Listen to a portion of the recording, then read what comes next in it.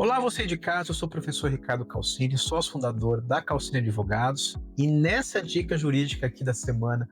do nosso escritório, vamos falar sobre o cabimento ou não da reclamação constitucional no âmbito do Supremo Tribunal Federal após a fixação do tema 1232, tema este que importa sobremaneira na fase de cumprimento de sentença. Afinal, o Supremo entendeu que não é mais possível inserir as empresas que integram o grupo econômico apenas na fase executiva, sendo agora obrigatória a sua inclusão logo na petição inicial para permitir, então, o devido processo legal na fase de conhecimento. Professor, por qual razão trazer esse tema hoje e principalmente qual é o impacto para nós, ou devedores ou credores, nessas execuções para efeitos de reclamação constitucional? Pois bem, depois que o Supremo fixou essa tese, eu tenho sido recorrentemente procurado por colegas que são advogados e também pelas próprias empresas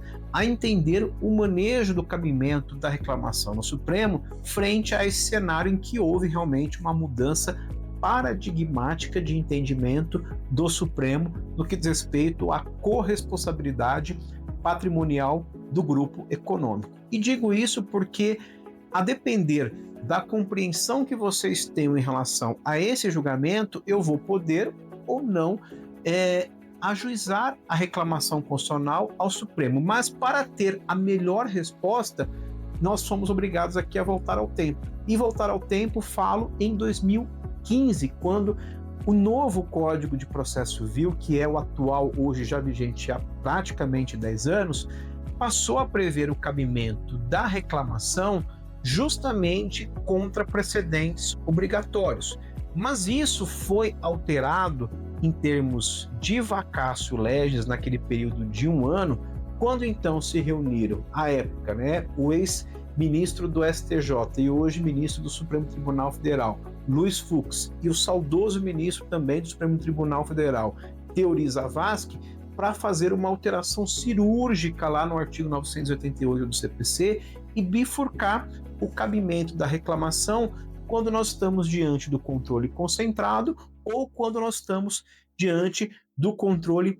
não concentrado de constitucionalidade. E por que que isso é fundamental conhecer? Porque esse tema, o 1232, ele é originário de um recurso extraordinário de número 1.387.795. Ou seja, eu estou diante de um recurso extraordinário com repercussão geral, o que denota que não se estará diante de um controle concentrado ou objetivo de constitucionalidade. E pela nova regra, ou seja, a época que foi alterada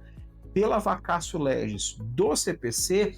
o cabimento da reclamação para o Supremo não é possível sem o esgotamento prévio das instâncias ordinárias. Entenda-se aqui, claro, toda a Justiça do Trabalho, inclusive o próprio Tribunal Superior do Trabalho. Então, hoje, quando eu estou diante de um eventual descumprimento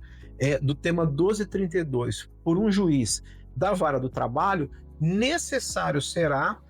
ingressar com as medidas recursais cabíveis, no caso aqui, por exemplo, do agravo de petição, que vai para o Tribunal Regional do Trabalho, que, se não for admitido, o recurso de revista para o Tribunal Superior do Trabalho, e assim sucessivamente outros recursos internos dentro do TST, quando então nós teremos efetivamente o esgotamento da instância ordinária para então se inaugurar a possibilidade da reclamação para o Supremo Tribunal Federal. Professor, mas isso não acontece, por exemplo, com a questão do vínculo de emprego lá do tema 725. Lá não acontece isso porque o parâmetro de controle que se utiliza para efeitos de cassação de vínculo de emprego reconhecido pela Justiça do Trabalho é a DPF 324. Ou seja, quando eu estou diante, repito, de um controle concentrado de constitucionalidade, que basicamente é representado por essas 3 ações: a DPF, que é a ação de descumprimento de preceito fundamental, a ADI, que é a ação direta de inconstitucionalidade, e a ADC, que é a ação direta de constitucionalidade. Neste cenário, Uma primeira decisão judicial, não importa se de primeiro ou segundo graus, ou mesmo do próprio Tribunal Superior do Trabalho, já autoriza,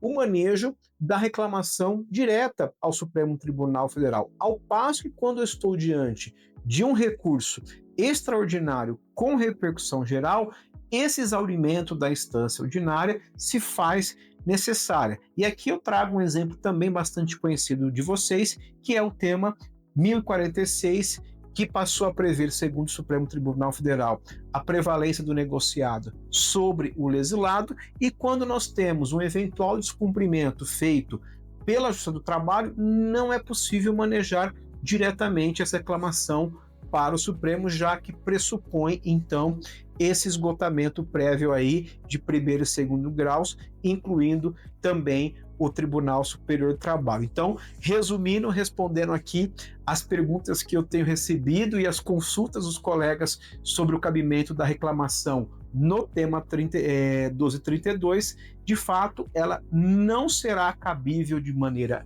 imediata, sendo efetivamente necessária, tá? Que haja realmente esse esgotamento da instância ordinária, seja com os agravos